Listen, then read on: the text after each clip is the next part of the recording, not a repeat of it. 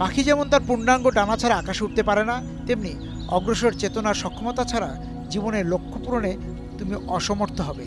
এই বাণী যার, তিনি অতীশ দীপঙ্কর, যার জন্ম বিক্রমপুরের বজ্রযোগিনী গ্রামে।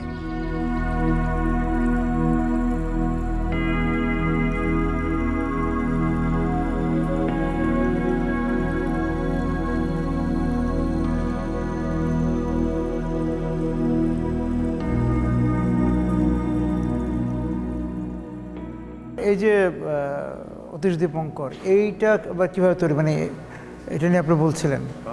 অতীশ দীপঙ্কর তিনি যখন গুরু তাকে বলেছিলেন, তুমি যদি আরও উচ্চতর ডিগ্রি বা আরও উচ্চতর জ্ঞান অর্জন করতে চাও, তোমাকে ইন্দোনেশিয়াতে সুবর্ণদ্বীপে তুমি যাও। তো তিনি সেখানে সুবর্ণদ্বীপে যান।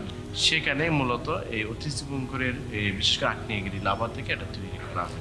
আগ্নেয়গিরি লাভা থেকে আগ্নেয়গিরি লাভা থেকে তৈরি।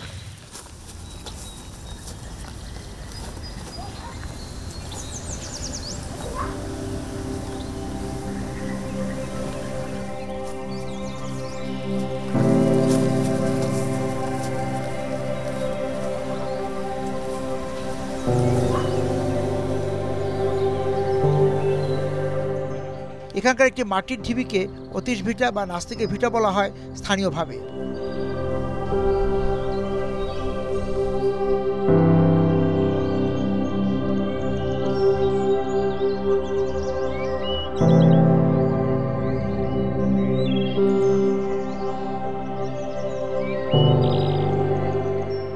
বজ্রযোগিনী গ্রামটি বেশ কয়েকটি পাড়ায় বিভক্ত। বজ্রযোগিনীর নিকটবর্তী নাটেশ্বরে পরিকল্পিত নগরের সন্ধান পাওয়া গেছে।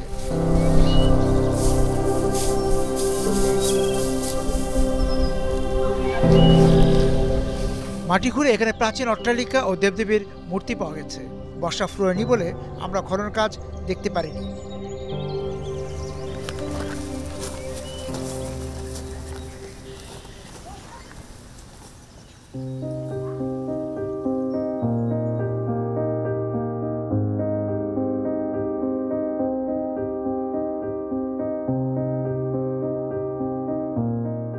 বৌদ্ধ সভ্যতার নিদর্শন ছাড়াও মুন্সিগঞ্জে ৬ গম্বুজের বাবা আদম মসজিদের কথা বলতে হয়। বাবা আদম স্থানীয় অত্যাচারী হিন্দু রাজাদের যুদ্ধে শহীদ হন। ১৪৮৩ খ্রিস্টাব্দে বিক্রমপুরের শাসক মহান মালিক কাফুর শাহ বাবা আদমের নামে একটি চমৎকার মসজিদ নির্মাণ করেন।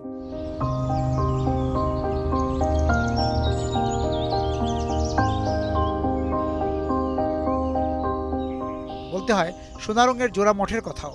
২২৪ ফুট উচ্চতার অষ্টভুজাকৃতি সোনারং জোড়া মঠ ভারত মহাদেশের সর্বোচ্চ মঠ বলে পরিচিত।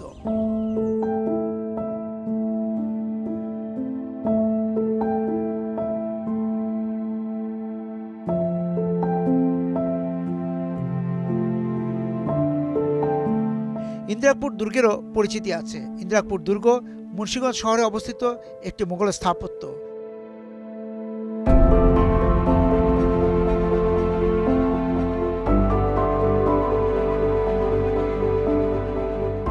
সম্ভবত বাংলার সুবেদার ইসলাম খাঁ অথবা মীর জুমলা ১৬০০ শতকের দিকে জাহাঙ্গীরনগরকে পর্তুগিজ ও মগ জলদস্যু থেকে রক্ষা করতে কিছু স্থানে ৩টি জল দুর্গ তৈরি করে। তার মধ্যে এটি একটি। মুন্সিগঞ্জ জেলা সদরে ইছামতি নদীর পশ্চিম তীরে ইন্দিরাপুর নামক স্থানে এই দুর্গটি নির্মাণ করেন।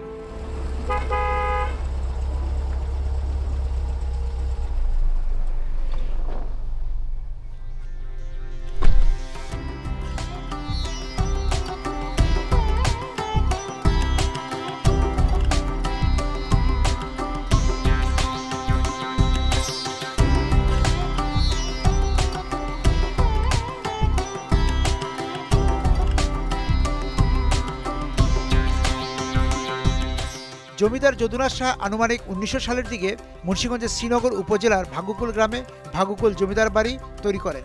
তিনি পেশায় ব্যবসায়ী ছিলেন এবং বরিশাল থেকে লবণ, সুপারি, শাড়ির মতো পণ্য আমদানি করে মুর্শিদাবাদে রপ্তানি করতেন।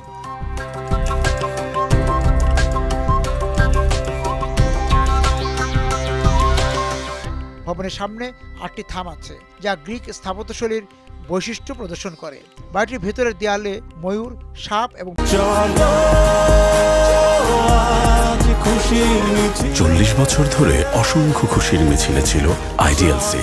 থাকবে আগামীতেও।